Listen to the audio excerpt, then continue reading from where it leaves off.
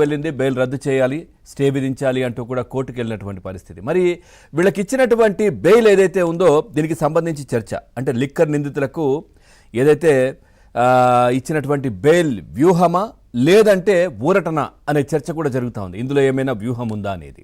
So పూర్తిగా దీనికి సంబంధించి కూడా చర్చ జరుగుతూ ఉంది. అట్లాగే వీళ్ళు విదేశాలకు పారిపోకుండా పాస్పోర్ట్ కూడా అప్పగించాలని కోర్టు నిందితులకు కూడా ఆదేశాలు ఇచ్చింది. ఇక తదుపరి పర్యవేక్షణ నిమిత్తం మొబైల్ ఫోన్లు యాక్టివ్లో ఉంచాలని, సాక్షులను కానీ సహనిందితులు కానీ కలిసే అవకాశం కలవకూడదు, అదేవిధంగా ఇట్లాంటి దీనికి సంబంధించినటువంటి అంశాలు చర్చ జరగకూడదంటూ కూడా వాళ్ళకి ఆదేశాలు ఇచ్చింది. ముఖ్యంగా దీంట్లో మొబైల్ ఫోన్లు యాక్టివ్లో ఉంచాలి.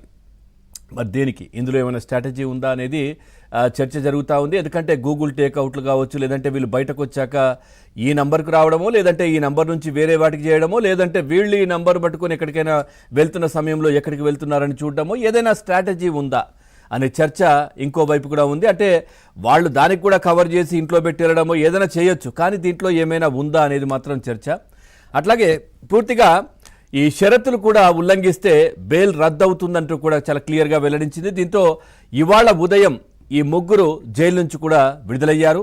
మరోవైపు బెయిల్ మంజూరు చేయడంపై సిట్ అధికారులు కూడా హైకోర్టును ఆశ్రయించే అవకాశాలు అయితే కనిపిస్తూ ఉన్నాయి. ముగ్గురు బెయిల్పై స్టే విధించాలంటూ కూడా కోరుతూ హౌస్ మోషన్ పిటిషన్ కూడా దాఖలు చేసినట్లు తెలుస్తూ ఉంది. లిక్కర్ స్కామ్ కేసు నిందితులు బెయిల్పై విడుదలై బయట ఉంటే సాక్షుల్ని ప్రభావితం చేసే అవకాశం ఉందంటూ కూడా, అట్లాగే కేసును కూడా తప్పుదోవ పట్టించే ఛాన్స్ ఉందంటూ కూడా కోర్టు కూడా ఇటు విన్నవించే అవకాశాలు అయితే ఉన్నాయి. మరి ఇప్పుడు ఇంతకాలం అంటే మనం చూసాం, వీరు ముగ్గురు కూడా మేలో అరెస్ట్ అయ్యారు. సో ఇద్దరు మేలో అరెస్ట్ అయ్యారు. ముఖ్యంగా ఇటు కృష్ణమోహన్ రెడ్డి కావచ్చు, ధనుంజయ రెడ్డి చాలా కీలకమైనటువంటి వ్యక్తులు ఈ కేసులో. ఎందుకంటే జగన్మోహన్ రెడ్డి ఓఎస్డి వ్యక్తిగత కార్యదర్శి, వీళ్ళిద్దరు కూడా చాలా కీలకమైనటువంటి వ్యక్తులు. ఎందుకంటే గతంలో ఏదైతే వీళ్ళు కోర్టుకు వచ్చినటువంటి సమయంలో కూడా చాలా అంశాలు రిమాండ్లో కూడా బయటకు వచ్చాయి. వీళ్ళపైన 2 ఛార్జ్ షీట్లో కూడా ఆల్రెడీ ఉన్నటువంటి పరిస్థితి వీళ్ళు. సో ఏదైతే వీళ్ళు రిమాండ్లో ఉన్న సమయంలో చాలా విషయాలు బయటకు వచ్చాయి. ఏదైతే ఇంటెలిజెన్స్ ఇచ్చే రిపోర్ట్లు కూడా వీళ్ళు చదివిన తర్వాతే జగన్మోహన్ రెడ్డి ముఖ్యమంత్రిగా ఉన్నటువంటి సమయంలో ఆయన దగ్గరికి వెళ్ళేవంట.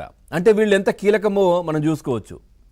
సో గతంలో వివేకానంద రెడ్డి మరణించినటువంటి సమయంలో కూడా ఏదైతే ఈయనకే కృష్ణమోహన్ రెడ్డికే ఫోన్ రావడం, చిన్న ఆయన నో మోర్, మరి ఎవరు చెప్పారో తెలియదు. ఆ తర్వాత జగన్మోహన్ రెడ్డి ఇచ్చి చిన్న ఆయన నో మోర్ అని చెప్పడం, ఆ విషయం ఈయన ఫోన్కే వచ్చినటువంటి విషయం.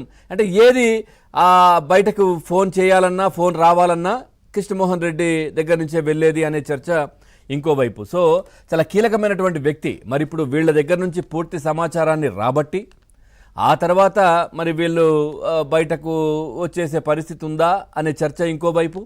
అదేవిధంగా ఇప్పుడు జగన్మోహన్ రెడ్డి కుటుంబ సభ్యులు సునీల్ రెడ్డి, అనిల్ రెడ్డి వీళ్ళ ప్రస్తావన కూడా వస్తూ ఉంది. వాళ్ళకి సంబంధించి కూడా ఎంక్వైరీలు జరుగుతూ ఉన్నాయి. వాళ్ళ పేర్లు కూడా ఛార్జ్షీట్లో కావచ్చు, ఇవన్నీ ఉన్నటువంటి నేపథ్యంలో మరి ఇప్పుడు పిఏలు ఓఎస్డీలను పక్కన పెట్టేసి కుటుంబ సభ్యులనే ఎంటర్ అయినారు కాబట్టి సో ఇంకా కేసు తీవ్రత పెరిగింది. చాలా కీలకమైనటువంటి ఏదైతే కూపిలాగే పరిస్థితో, లేదనంటే తీగ దొరికినటువంటి పరిస్థితితో ఉండే ఛాన్స్ అయితే ఉంది ఏదైతే సిట్ అధికారులకు. ఎందుకంటే ఆ తీగ ఒక మంచి తీగ దొరికినట్టుగా అయితే తెలుస్తూ ఉంది. దాన్ని పట్టి డొంక లాగితే ఖచ్చితంగా ఆ బిగ్ బాస్ దగ్గరికి వెళ్ళే అవకాశాలు ఉన్న నేపథ్యంలో పూర్తి సమాచారాన్ని వీళ్ళ దగ్గర సేకరించి మరి వదిలేశారా, లేదు అనంటే వీళ్ళు మరి అప్రూవల్గా మారే అవకాశాలు ఉన్నాయా, ఇవన్నీ కూడా చర్చలు జరుగుతున్నటువంటి పరిస్థితి అయితే కనిపిస్తూ ఉంది. సో మరి ఏం జరగబోతోంది ఏంటి, ఎందుకంటే A31, A32, A33 Balaji Govindappa, Krishnamohan Reddy, Dhanunjaya Reddy ఈ ముగ్గురు మాత్రం ప్రస్తుతం బయటకు వచ్చారు. అట్లాగే మిథున్ రెడ్డికి కూడా బెయిల్ ఇచ్చిన ఆయన ఉపరాష్ట్రపతి ఎన్నిక నేపథ్యంలో కూడా ఆయన ఫ్లోర్ లీడర్ కాబట్టి ఆయనకు ఆ విధంగా బెయిల్ ఇచ్చారని కూడా అనుకోవచ్చు. కానీ ఆయన మళ్ళీ 11వ తారీఖు మళ్ళీ సరెండర్ అవ్వాల్సిందే. సో ఈ ముగ్గురు విషయం మాత్రం చాలా కీలకంగా ఉంది. మరి బెయిల్ ఎందుకు ఇచ్చారు అంటే ఈ చర్చ బయట జరిగేది, బెయిల్ ఇచ్చారా లేదంటే వ్యూహమా ఊరటన అనే చర్చనైతే ప్రధానంగా జరుగుతూ ఉంది.